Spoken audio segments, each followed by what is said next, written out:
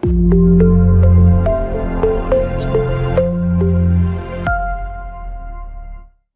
students, in this class I am going to explain about covariance. So what do you mean by covariance? You know, variable means what? It will vary, time to time it will vary. So variable may change in relation to each other. As I told you in my previous classes, in this unit the domain is two variables. The domain is two variables. We are going to do the calculation on two variables. Right? In the first unit we are having the calculation with one variable only, with one variable x. Here we are going to handle two variables. Normally we say that capital X and capital Y. So covariance measures how much the movement in one variable predicts the movement in the other variable. Covariance, it is a relationship between two variables. We are going to find the linear relationship between x and y. We are going to find the dependency of two variables x and y. So we are going to find the relations. We are going to measure the relations by using covariance and correlation. Now you can understand by looking at these images, you can understand what we are going to do. One variable is sales, other variable is profit. Definitely sales is depending on profit and profit is depending on sales, that you know. If the sales is increased, it means definitely you will get more profit, right? And second one, income and expenditure. Okay, so this is most important for a middle class family person. Based on the income only we have to spend our money. Suppose if we are getting low income, we should not spend more money, we should not buy unnecessary things. So both are dependents, right? So we are going to find the relationship between income and expenditure. And this also true, this example also true, you can understand. Height and weight. So based on height, weight also increase. So there is a relationship that we are going to measure. And this is an example for weight. So definitely there will be the relationship between the father's and son weight. So now you can understand what we are going to do. We are going to find the linear relationship between two variables. Two variables may be sales and profit like x and y, maybe income and expenditure, maybe heights of each and every student, weights of a father and son. Okay, so this relationship we are going to measure in this covariance topic. By looking at the graph also you can understand, the covariance. There are many type of covariance available. By looking at the graph you can understand in a clear way. You see this graph, this is my x-axis direction, this is my y-axis direction. When my x value is increasing, you see, suppose I am here, my distance is somewhat more, I am increasing my x value, the height is reducing, here also the height is reducing.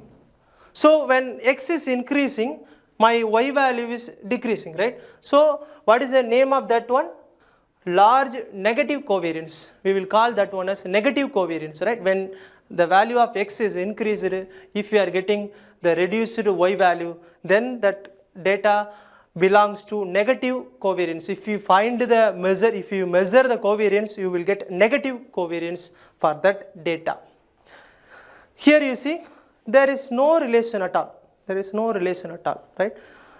You cannot say when my x is increasing, y also increasing. You cannot say, right? Here my y point is here it is, so many points are there. So you cannot conclude there is a relationship, right? So nearly zero covariance. There is no relationship between the points, between the variables x and y. Here you see, when I increase my x value, my height is increased, right? When I increase my x value, my y values are increased, so that we can call this one as positive covariance. Positive covariance. So there are three types: negative covariance, zero covariance, positive covariance, right? If x value increasing, my y value is decreasing, means negative. If there is no relation, zero covariance.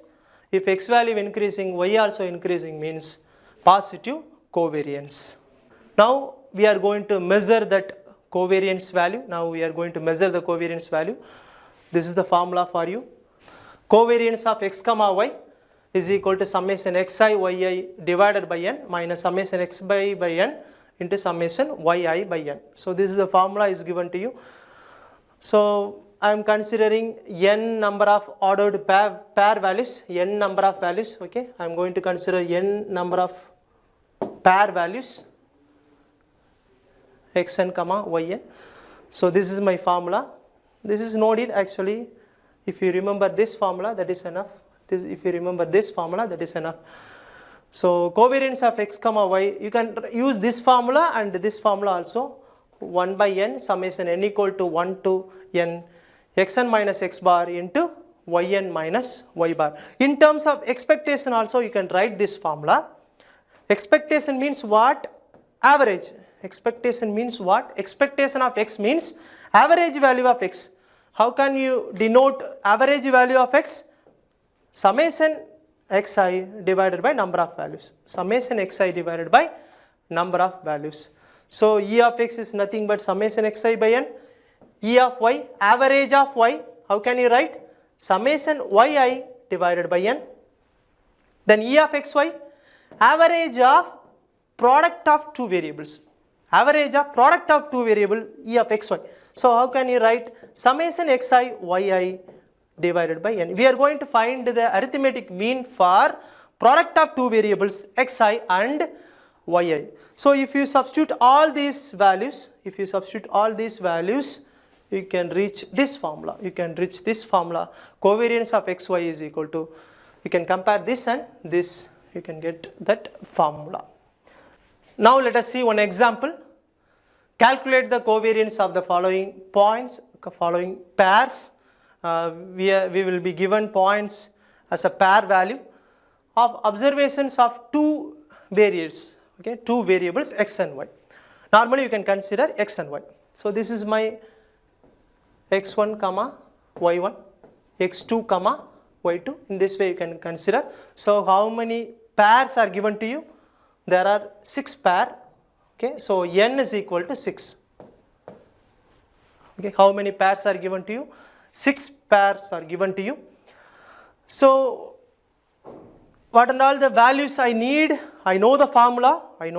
This is the formula, covariance of x comma final formula. Summation xi yi by n minus summation xi by n into summation yi by n. So I know the values of x, I know the values of y. So simple calculation is very simple. Summation xi yi by n. How to find summation xi yi by n? You see summation xi yi by n. First you find summation xi yi, n I know, n is 6. Summation xi yi, we are going to multiply pairwise. So first xi is x1 is 1, 1 into 4 plus 2 into 2 plus 3 into 4 plus in this way, right? In this way you can find. It is there also, right? For your convenient I am writing here. So up to 6 into 12. 6 into 12. So what you will get? You will get the answer 169. That is summation xi yi. Then summation xi, clearly you can find, you see, summation xi, you know, you have to add all the xi value, 1 plus 2 plus 3 plus 4 plus 5 plus 6, you will get summation xi. And summation yi, 4 plus 2 plus 4 plus 8 plus 9 plus 12, you will get summation yi. So simple formula, you can substitute in that formula, you know how to write the formula, you substitute. So this is my answer, 65 divided by 12. So this is my measurement. So this is the relationship value between x and y. We don't know what is x, what is y, right? Original meaning of x and y we don't know, but we can measure that relationship. What is the relationship between x and y? What is the linear relationship between x and y? What is the dependency of x and y? That we can measure. So we have measured that value for this given data.